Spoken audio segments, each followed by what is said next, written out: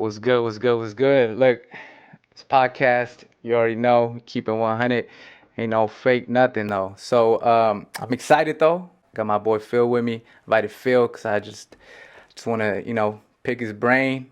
Somebody I admire, somebody that I know just doesn't sit still. He's been moving ever since I met him, and I just want to see where that comes from. So, Phil, welcome. Thank you. It's a pleasure for being here. Appreciate the opportunity. I know we kind of had conversations about this, kind of moving forward, and in a sense, being an anomaly and like our upbringing, where we come from, and also just going out being trailblazers in that same token. You know what I mean? To see where we come from and just reach the heights in which we're reaching and still continuously decline. So I think this is very important to kind of share, kind of document.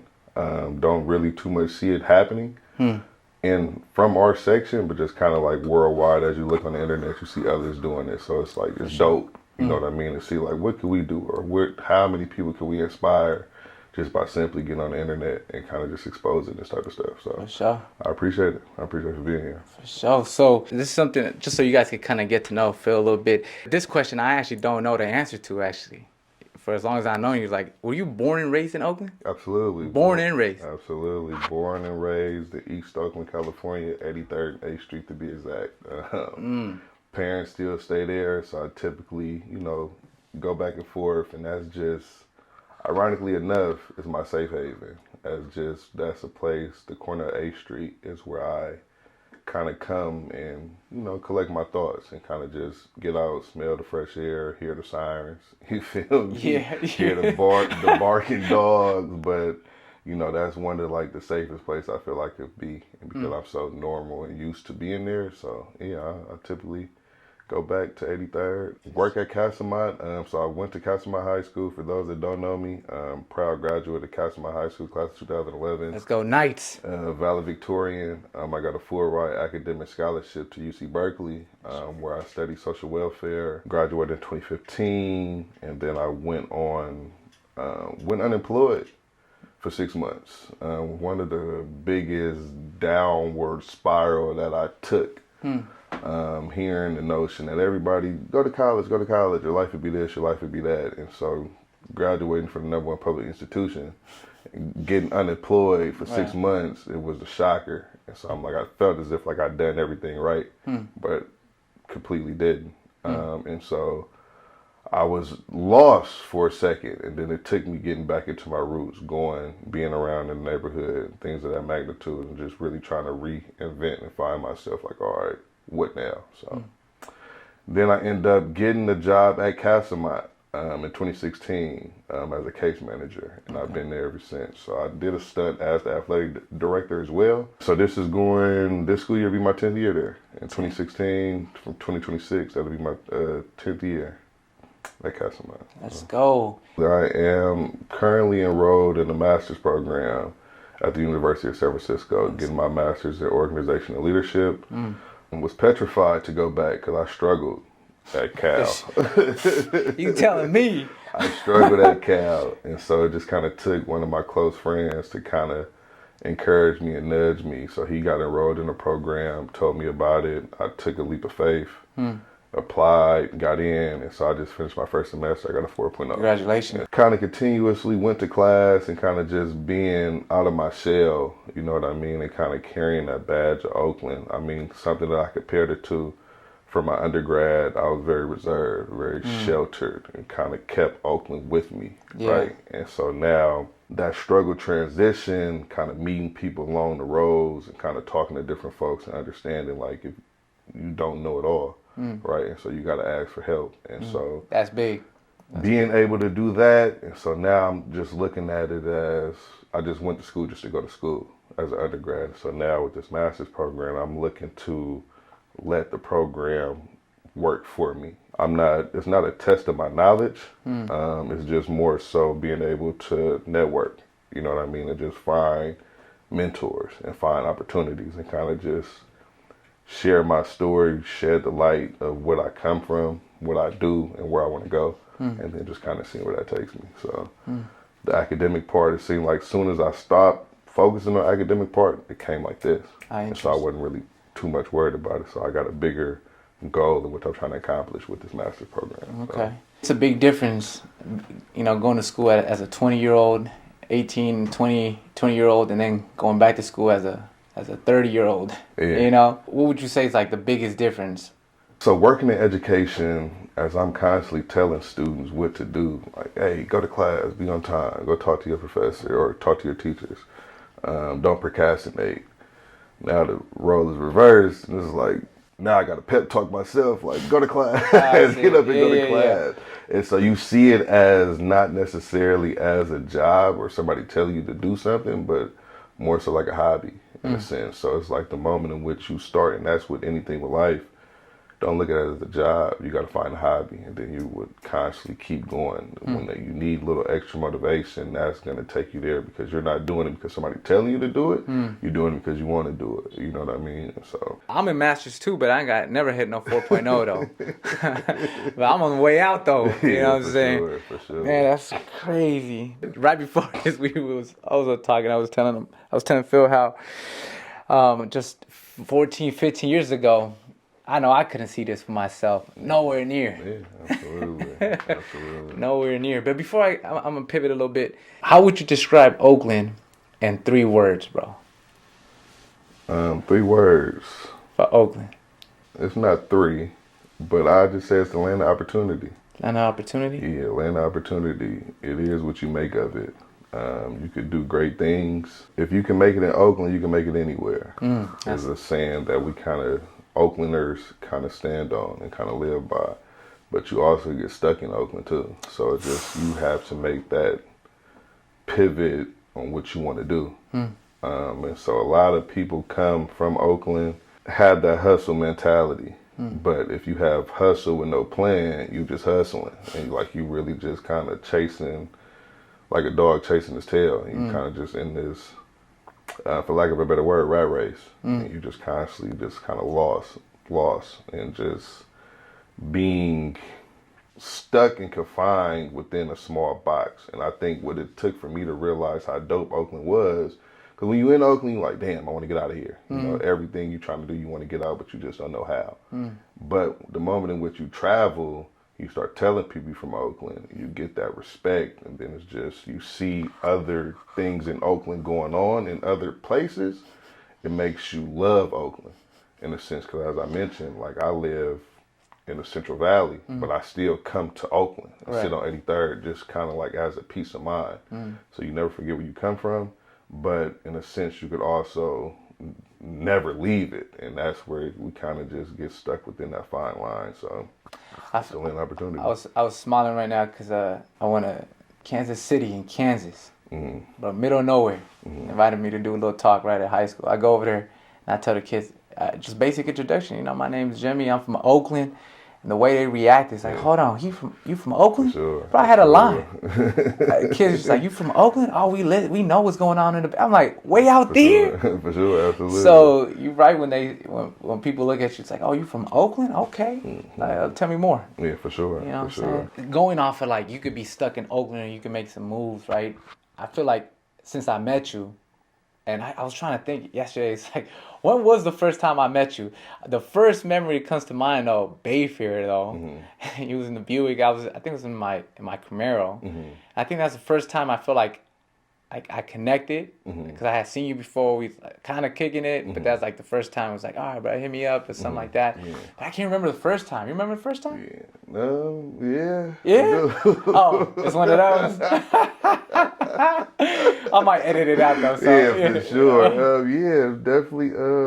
How you got your nickname? Oh, I see. Yeah. So, okay. Oh, yeah, definitely. Yeah. But it definitely was just because that was a group setting, as you mentioned. But it's we started kicking it on a one-off, just really being around each other, calling each other, kicking it. I think probably was after that Bay Fair. I even remember when we went to in the city do a Black Friday shopping at every Copy and Fitch. I got that video to this day.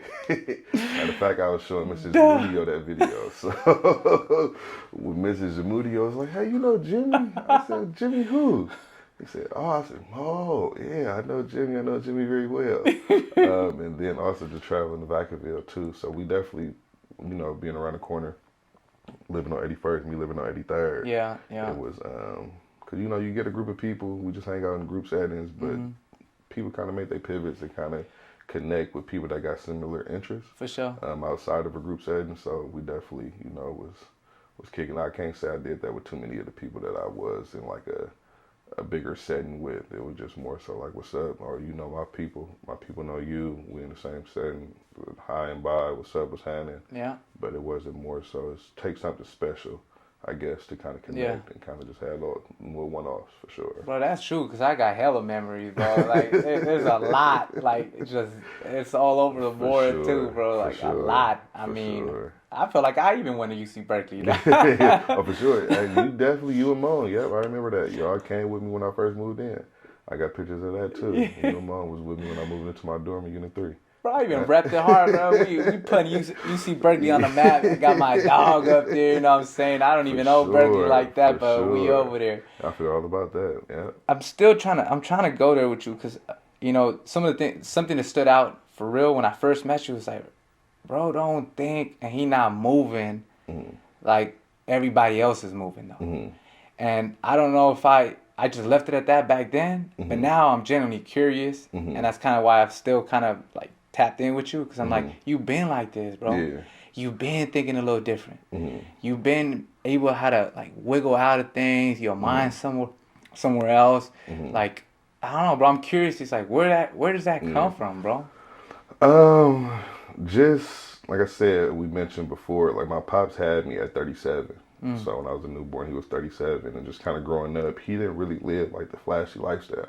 Okay. He just, you know, went to work, so I seen the work ethic that he had instilled in him. He went to work every day, looked for jobs. He was a landscape, so him and his buddy used to come, or his buddy used to come pick him up. He used to do little side jobs till he got put on with longshoreman, and so he retired as a longshoreman.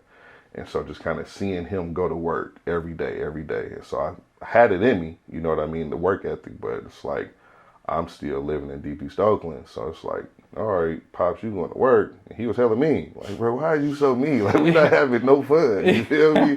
I didn't have the Jordans. I didn't have the expensive clothes, none of that. So it was just like, I'm getting clothes to go to and from school.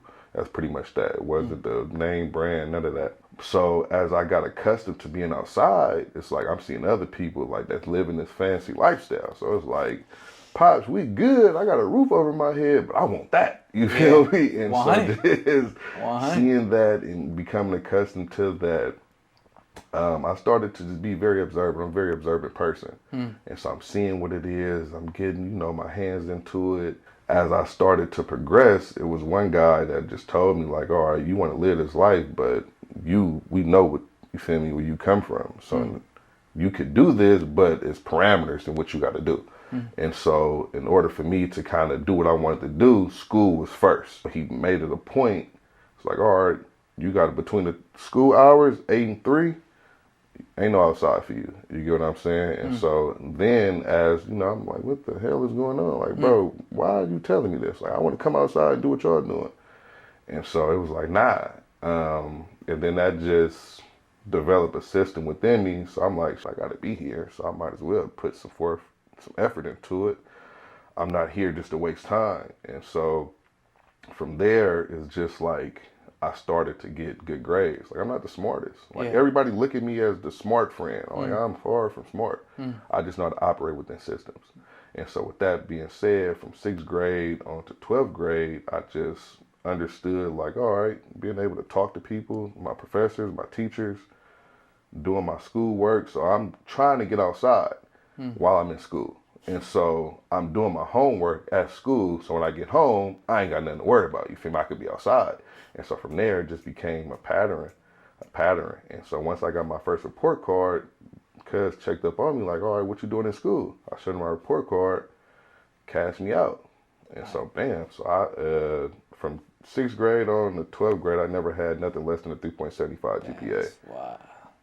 And so he cashed me out. So I'm like, all right, I could get money like this. So I'm getting cashed out from him, getting cashed out from Pops, getting cashed out from Moms, getting cashed out from my grandma.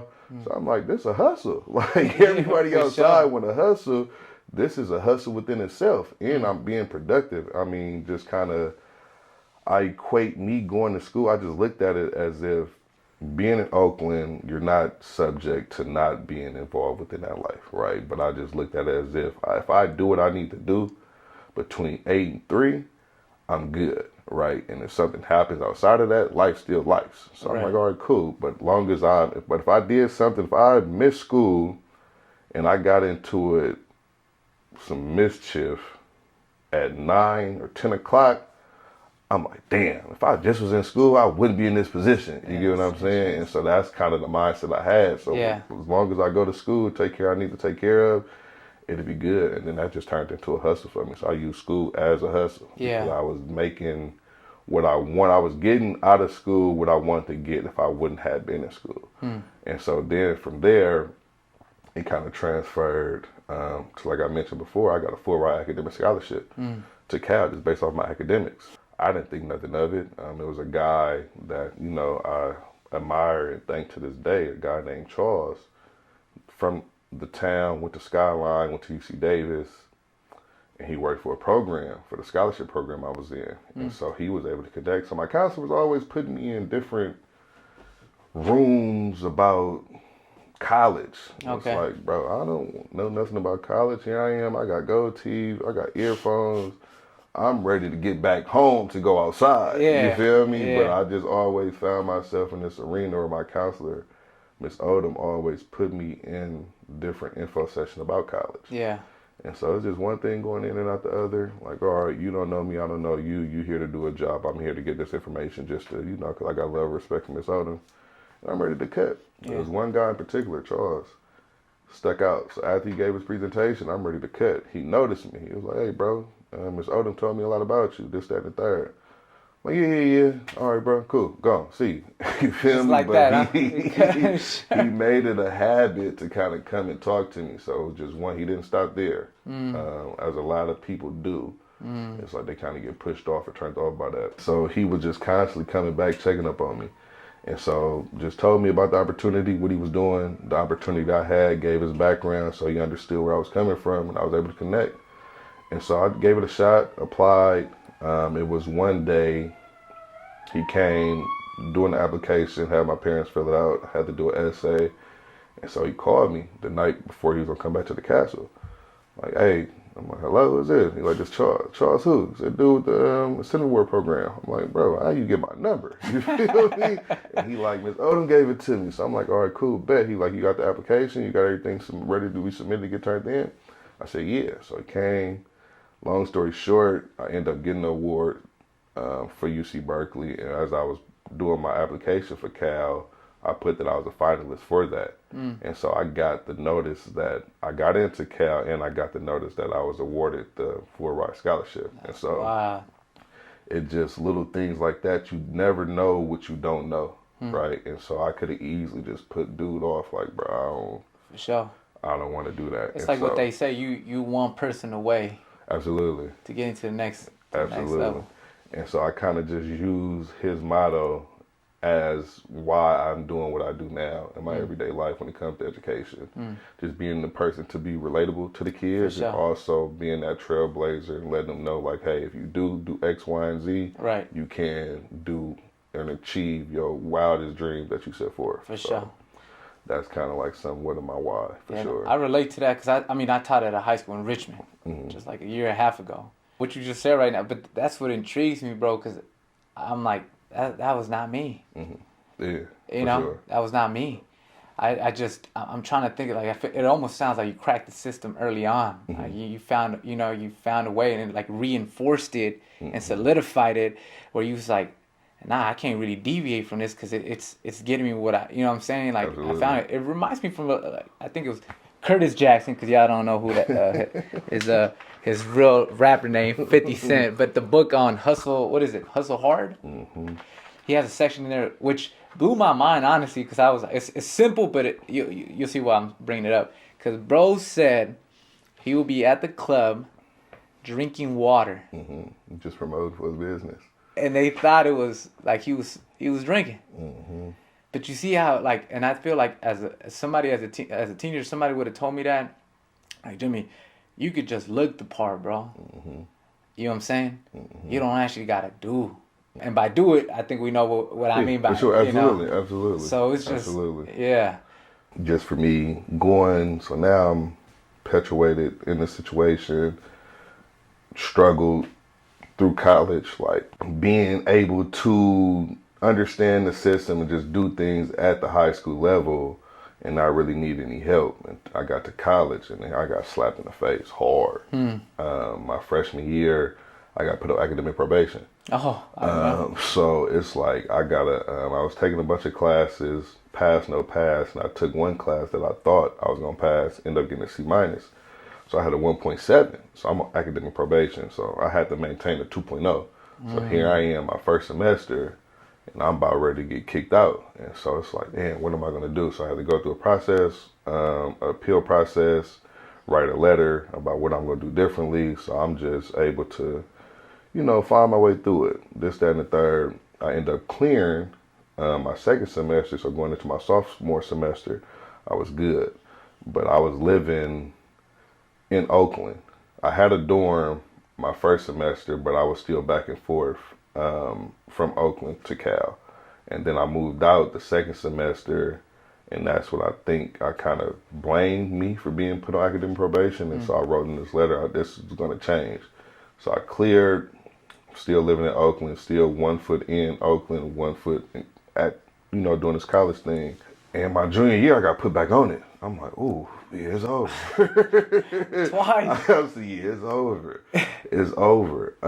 And so I really had to, because everything I wrote before, they brought that up. You feel Oh. me? Like as I was sitting there meeting with these people, and I'm like, they're like, so what you gonna do? I said, I'm gonna do this. They're like, nah, that's what you said last time. And so I really had a coming to Jesus moment, like, all right, bro, like what you gonna do? Like you done said this, so you kind of, now you made your bed, you gotta line it. So I really moved, got an apartment with a couple of my partners. We was cool, we was chilling. I had to get a tutor because I struggled with English. I don't know what the relationship is if you're because I was a great math student. Okay. An excellent math student, but I struggled with writing. And so I said, look, I'm gonna get a tutor. End up getting a tutor. Tutor really didn't help, but I still had to check in and go to the tutor. And so one thing I did get from my tutor, because they say, no person is not useless. You feel me? Everybody serves as an example. Yeah. It could be a good example, or it could be a bad example, just kind of how you measure it. And so one thing my tutor told me was like, you need to, like, you got the knowledge because you're here, but it's just like, it's something about your approach. It's like, you're not always right. And so they told me a key tip for them was going to talk to their professor before they even started on anything. I see. And so taking advantage of office hours is what they call it. Yeah. And so talking to office hours, getting a sense of what your professor is looking for, kind of sharing your ideas and where that matches. Yeah. And so as I took advantage of that, one of my professors told me, they said, you could flunk a test, you could bomb a paper, but if I know you, I can't fail you. Like, we could work together, but it's like, I'm not going to fail you. Like, you got to want this just as much as I want to give it to you. For sure. So to say. And so as long as you put forth that effort, then you're good. And so I'm like, I took advantage of that. Like, all right, cool. I'm charismatic. I could come talk to you all day. I'd rather come talk to you before I even write a paper because I could express more how I feel For sure. talking to you than I can, you feel me, putting it down on a piece of paper. And so they was like, cool. And so that's how I kind of got through that. And I say that to say is just you understand things and kind of take it for like getting out your own way. Yeah, and then I also was, everybody want to be perfect and kind of face perfection. And most people don't kind of talk about their imperfections. For sure. And I have no problem saying that I struggled, right? And I was on the bricks of getting kicked out because I could relate to more people that way. For sure. You know what I mean? It kind of just showed them, all right, you down, rock bottom, how could you get up? You feel me? Compared to those that's always at the top. And, tragedy strikes, you get down to the bottom. Yeah. You kind of stuck. And another thing, too, is just like being a voice for the people. I took an 8 a.m. class, a sociology 8 a.m. class. Don't know why, but I took it. 8 a.m. 8 a.m. Yeah, that's kind of like college student suicide. And it was on a Monday. Oh, It bro, was come on. Monday. You It was can't Monday. just It was stack it up Monday. any It was worse, Monday, bro. Wednesday, Friday. Oh, Friday But too, yeah, it was 3 days bookends. out the week. Yeah. And so it was 8 to 10.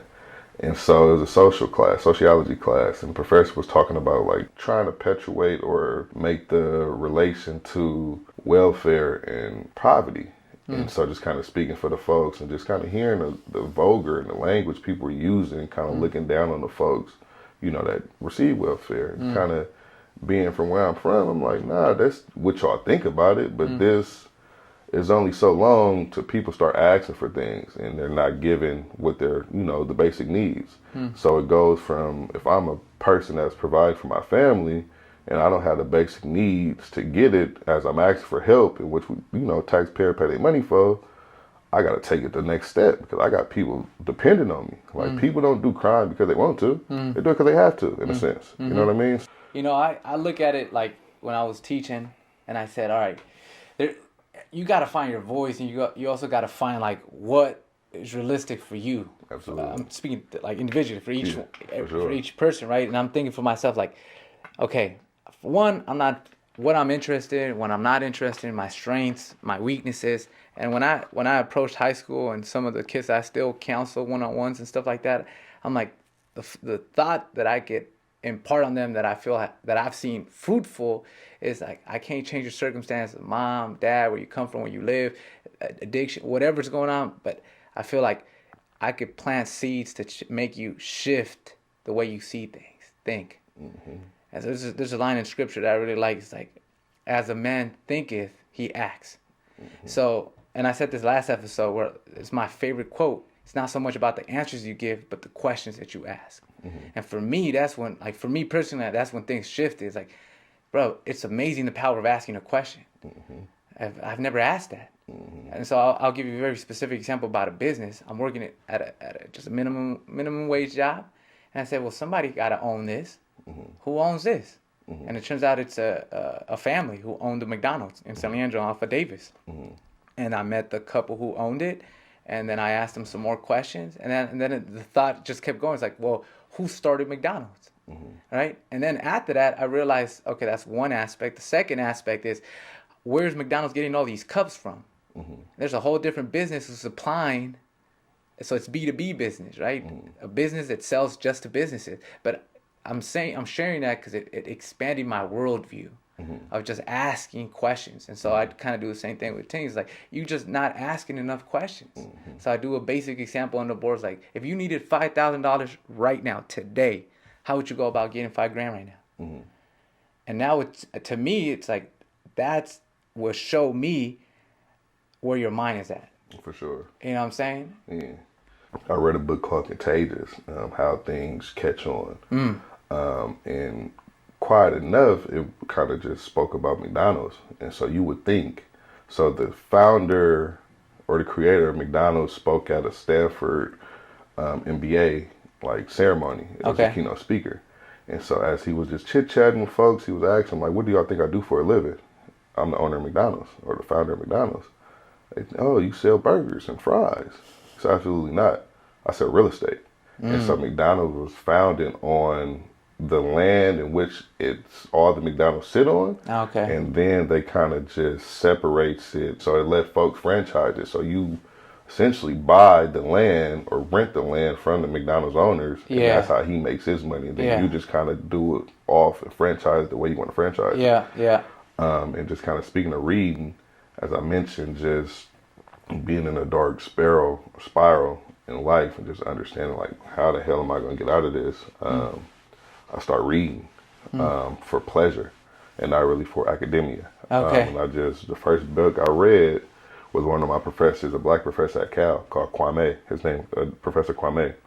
And he wrote a book, The Power of Letting Go, Discovering Yourself. So it was like a little journal entry. Oh, that's cool. And kind of get you to unpacking things and realize that they're not really blaming the universe for your mishaps. And just kind of take accountability, kind of formulating a plan. And so I read that book and that changed my whole perspective. And so then, the old saying, if you want to keep something from somebody, put it in the book. And so I just kept reading. It was another book called 100K by Andre Ray. He from the hood. Okay. And so he got a barber shop right there next to Tiny's Tattoo right there. Oh in the yeah, and Hundreds. hundreds, yeah. International. Yeah.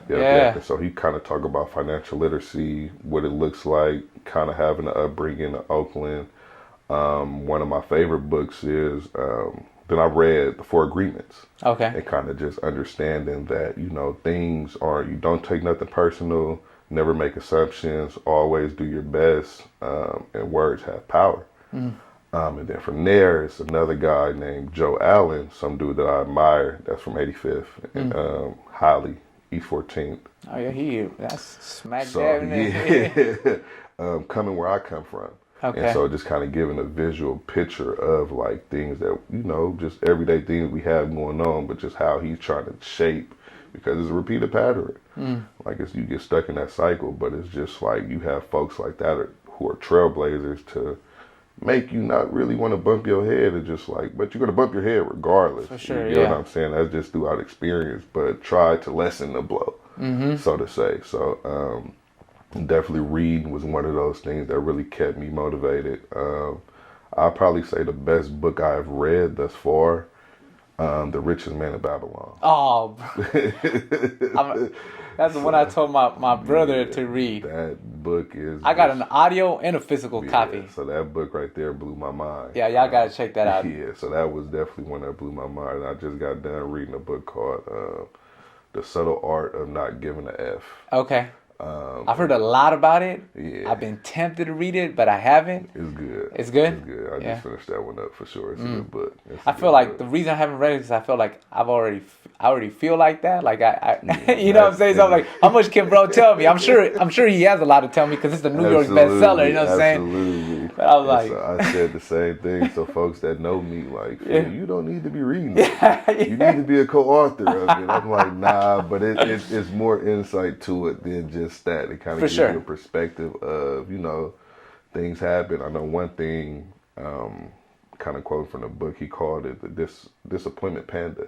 And so that was just like I don't know why he picked a panda, but it's just more so hearing what you need to hear. And with folks, you know how we have friends. Like, I don't feel as if I'm doing something out of pocket. If you don't come tell me I'm doing something out of pocket and you agree with me, you're not really being my friend. Like, we got to have them harsh conversations to where, like, feel, bro, this ain't it. Like, you doing this completely wrong. Like, you need to get it together. You feel me? Yeah. And so he called it a disappointed panda, to where the panda go around knocking on the door. Like, all right, you got a dream, aspiration, that ain't gonna work. You need to figure out how to have a B plan, because that's not gonna work for you. And don't hear nothing else. You go on to the next door. Or you want to be a supermodel, that's not working for you if you keep eating McDonald's. Like, you got to figure this out. Yeah. And so just the analogy of that, and just kind of being realistic. You know what I realistic. mean? And then kind of just hearing, you know, we grew up, no new friends. Like, we want to keep our circle tight, but that's a whole nother way to where it's like you keep your circle tight. It's like you don't learn nothing. Like, you become, the knife get dull. You feel me? Who's sharpening it? Exactly. You know what I mean? So,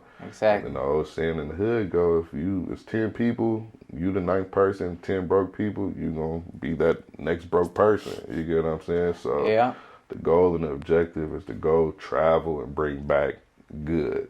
You feel me? Just to kind of explore and kind of go from there. So yeah, no, for sure. I think it was somebody recently just told me, it's like, you want to get to the next level, you have to be in proximity to people who are already in the next level, because then they're gonna highlight, you know, the deficit. Absolutely. You know, and I'll actually give you a very clear one. A few years ago, I worked in Danville. I did it on purpose because I don't know if you noticed, but back in 2020, Danville was voted #1 safest city in all of California. All of California, Danville. Not Northern California. I would have thought it was like Hollywood or Beverly Hills. It was Danville, out of all places. Second interesting fact about Danville, they did an audit of the city. It's 97. This is a few years ago, so I don't know what it is now, but 97 point, like high 90s, Caucasian. So I didn't see, bro, when I was there, I didn't see any Latinos. A few Asians, but it was mostly just white, right? But I learned a lot, and here's my 3 things that I learned from them. Because you talking about higher pay grade, they way up there. They were all CEOs, CFOs, lawyers, law firms, like all the typical stuff, right? And it just boiled down to three. And it amazed me because I didn't read it off a book. Ain't nobody told me. I didn't hear it on a podcast. I just asked questions and I just inserted myself the best way that I could because I worked there for about a year and a few months. And I'm like, I'm just gonna ask questions. I'm trying to see how do you get to this point like this? How do you have how do you get here? And it shocked me, and I've said this. If you know me, you know I've said this so many times, and I don't deviate from this because it's firsthand. I saw it from them. They said three things.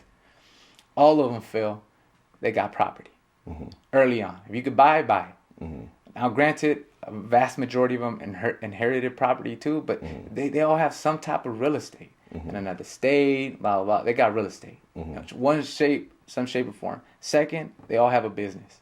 All of them. Again, different tiers, right? Some of them like invested with their partner who has, a business, but they operate some type of business. Something. Third, they just pick great careers. I was like, that's like the trifecta. Yeah, for sure. Like having a great career, some business, and then real estate. So I haven't really tried to deviate from those three. I'm just trying to get into those spaces, into real estate, and to be mindful of the career that I pick, and then starting some type of business. And businesses, it just makes sense. Yeah, for sure. But obviously, you've seen a lot of setbacks too. Taking some L's. Your own personal struggles, what's got you through some of those like dark moments? Self-reflecting. You could easily put the blame on someone else, but you also gotta, point a finger, 3 point back at you. You get what I'm saying? So, looking at yourself, like what could you have done differently? Faith, the power of prayer is amazing, and just.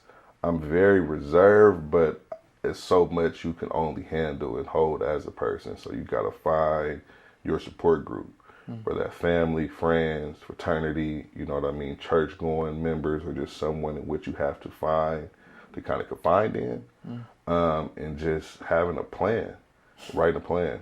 I mean, it's just, you would think money is the go-to or to kind of help you get out of dark spots, but it's just sometimes gonna, be that drill to get you further down, if not properly handled correctly. Because as quick as you could get money, as quick as you could lose it, and then that just sets you back. But just being able to talk and have a hobby as well, just being able to unload and find something that just, like I said, I kind of joked around with my partners, but I really had like a self-reflection Sunday to where it's no phone. I try to be off my phone as much as possible. Go to the movies, you feel me? Just read a book. So I actually use summertime a lot is when I get a lot of my reading done. Okay. Just kind of taking notes and just being able to understand I'm not perfect. I'm human, right? And so I'm going to make mistakes. Looking back, if I look back at myself, I was like, I can't even put it in words. Like, there's no way, bro. Like, I can't ever see myself religiously inclined. Yeah. I'm like, that's why I shocked myself. I can't even believe it. Yeah, for sure. But where I feel like, me personally, where I feel like it makes the most sense for me now is like kids.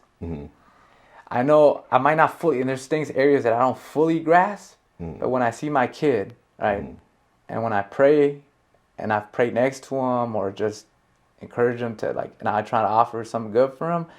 I feel there's a moment where I feel like I can't put my finger on it, but I just know this is right. Like there's something good about this right now. He's just having his moment with me, his dad, and I'm just wishing, praying for him. God bless you. I feel like there's something deep there, meaningful. And I can't put my finger on it. Just like I just feel like I know this moment right now. This is.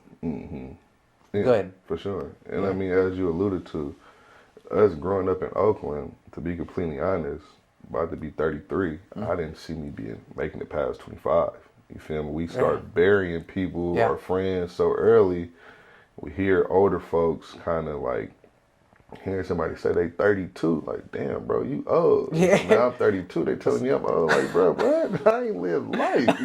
You feel me? But it's just like we had the manuscript from young preteens in our 20s and not really having a roadmap past 30 and upwards. And so we find different things because the things that used to excite us in our early teens don't excite us now. Yeah. You get what I'm saying? And so now I was petrified to have a kid. I'm like, man, what am I going to do? Like, I don't, like, when we had our son, I'm like, all right, we in the hospital, we cool.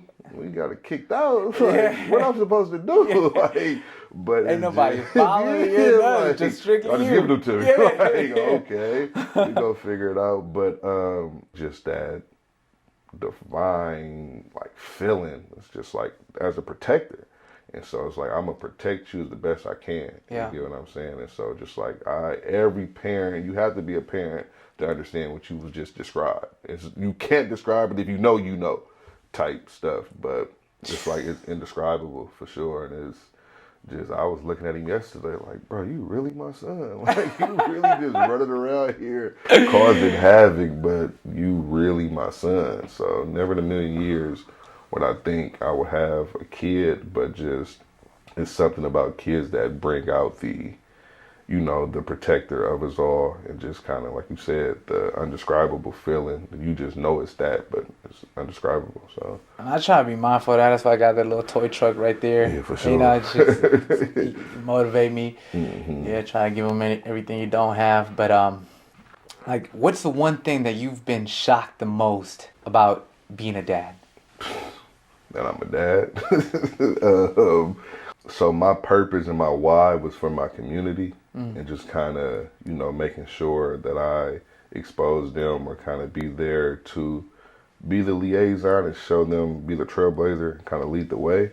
But now having a son and understanding how it is to be a black man in America, like understanding that I'm not going to be here forever. And so what I instill in all the kids that I'm a part of with the OK program, which is a mentoring program for middle school and high school kids. My other brother is a partnership at Castlemont that we do a full wraparound service with our football players, kind of get them exposed to college, careers, trades, etc. And so my biggest thing to them, so I'm having my son with me from time to time. Oh, okay. Right. And so I let them know, it's like, listen, I'm not going to be here forever. So when I'm instilling in y'all are there going to help me raise my son when y'all get to my age. And so when I'm gone, it's like if he's doing some out-of-pocket stuff, it's hands-on with him. It's like, bro, we know your daddy wouldn't allow this. That's you right. Feel me? Damn, so man. it's just like it gets just... The biggest thing you got to do in life is just find your why. And so it just kind of came full circle for me with youth development. And now I'm potentially raising the next leaders. For sure. So now them leaders are then going to instill within the community and then just kind of be a little bit more honed in on my son. Right. And so that's just kind of how the cycle continues. Like I said, everything with me is systematic. So I figure out how to operate within the system, how to move within the system, and how to kind of just lay down the system to where I could pull myself out of the system and the system still operates. Yeah. I mean, I don't know why it took forever for me to realize that too. Because honestly, I can't think of any other thing that works properly if it doesn't have a system. Absolutely. Our bodies have a system, Absolutely. right? They have a way in which they they break down the food that you breathe. You can't work out every day of the week. You rest, Absolutely. So yeah, bro. I believe in systems too. From cars, I use the analogy. Every car everybody can't be the engine. Everybody can't be the transmission. That's right. You need brakes to stop sometimes. You need That's right. coolant. You feel me, to cool down the car when it's That's too right. hot. So you just got to find your purpose and find your reason and That's find right. your why. I use the analogy as trees. Like you got one tree branch, one bark, the base. Then you got other things that branches off. You feel me? Some you have higher, some you have lower. They're not complaining about who's at the top. Right. They're just serving its purpose. Some don't have leaves. You That's know right. what I mean? The leaves kind of work within the ecosystem to create oxygen. That's so right. it's like, as long as you serve your purpose That's and right. do what you need to do, it's like what else happens on the outside. And in some ways, like when the discovery of self, why you realize it's in you though. Absolutely. So it almost feels like a perfect fit. Absolutely. So I don't feel forced when I was like telling the kids, what I'm saying? Like the work kind of that I was doing, I bet it feel kind of the same thing for you. Just like, bro, this just feels natural. 10 years went by like this. Yeah. I can remember as like, in settings and meetings, I'm the youngest. It's like, all right, now I'm getting to the oldest. I'm getting up What's there. up, in age. What's up? Like, You still bruh, stop playing with me, bro. but it's a blessing. It's definitely a blessing. But just understanding systems and understanding your why is the biggest purpose. I'm trying to do all my podcast episodes, end them in this way. So the last one is, what would you tell yourself now? Like if you could talk to yourself when you were 18 or 20 years old, what would you tell Phil back then? One thing we can't get back in life is time. And so use your time effective. That is the most valuable thing you have is time. You could be here one day and gone tomorrow. And so all the money in which you're working for and trying to get and obtain, once you're gone, it's gone. You can't take it with you. So right. you got to make the most cherishable moments with your people, with your family. You get what I'm saying? Leaving a lasting impact that will forever carry you once you're gone and your time is up. So time over money. Time over money, for sure. And this is more like, it's meant to be lighthearted now. Like just funny. Like what's one silly, what do you call it? Like a trend right now that you just find ridiculous? Trend. Like something you'd be like, bro, what are we doing out here in humanity, bro? Like what? It changes because I'm in education with high school kids, Oh, so you they see- keep me in the loop. Yeah, with yeah, things. yeah. For those that kind of follow my Instagram, I do a cast of my lookalike. Yeah. And so I kind of get the students, kind of pitch them and match them to like different characters, whether that's football players, celebrities, cartoon characters, singers, rappers, etc. But one of the kids or a group of kids, they got a picture off of me off of Instagram doing like some little Tik Tok dance, bro. And that, What?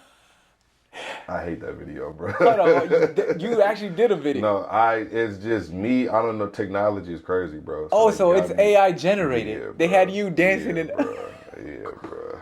Out of pocket. It's to a trendy song, the Rock Your Hip song. 310 Baby, bro. It's like, You got me. bro, yeah, out of pocket. All right, so Phil, if people are interested, how can they follow you? What you got going on? You want to just highlight anything you got going on where they can follow you, or? I'm on Instagram, Phil8300, PHILL8300. I'm always working with kids, so if you want to help, want to come talk, spit your piece. Just recently had our high school prom, and so we had a few kids that needed, sponsors for suits. So we was able to raise some cheese for that. So I appreciate the sponsors for that. And also, too, I had a car business, Q&M Auto. No longer in business, but one thing that was particular that I did at each year, granted that I was the valedictorian for Castlemont, so I give $1,000 back to the valedictorian of the graduating class. Yeah. So I'm going to this, last year was my 6th year doing it. This year would be, or this upcoming year would be my 7th. So I was using some of the proceeds from my car sales to generate the scholarship with a few of my business partners. And so now the business isn't there, but I still want to leave that legacy at Castlemont. So, For sure. And we could do it. Yeah, for sure, absolutely. Yeah. So people came around. This was the first year I did it. People pitched in. Okay. But 9 times out of 10, if I don't get any donation, it's coming straight out of my pocket. So just kind of follow me. Once I make that, it kind of be late within first week around prime time in May. I'll put a post out, like anybody want to donate, feel free, you feel me, send it to me. But if not, then like I said, it's coming out of my pocket for sure. But anything kids related, clothes, we got a community closet at Castlemont. If you got any clothes that you want to donate, bring it through, kind of help. If you got any clothes in which you want to donate, No, we tap come in. to the castle. Come to Tap the castle. in. That's one for thing sure. about church. So people respond, and it's just about giving back too, man. For sure. It's giving for sure. back. Well, I want to thank you for tuning in. I want to thank Phil, and again, appreciate you, bro. It's a pleasure, for man. sliding through. Man, listen, if they could, like I said with Mr. Zamudio, when he hit me, like, bro, you know Jaime? Yeah, I know Jaime for sure. But if people could understand what, we didn't been through, if it was If they knew, cameras bro, in the cars oh, and the man. conversations we had, we'd be, It'd be a different great story, time, bro. good time. But all in all, every experience served as a learning purpose. That's right. Without what we done, Yeah. we wouldn't be able to be here. For sure. Right, and so I kind of take everything for what it is as a learning moment. Very thankful for it. as I said, if you can make it in Oakland, you can make it anywhere. That's right. Run that back, turbo. Scoop me duck, got one of my rooms all flooded with gold.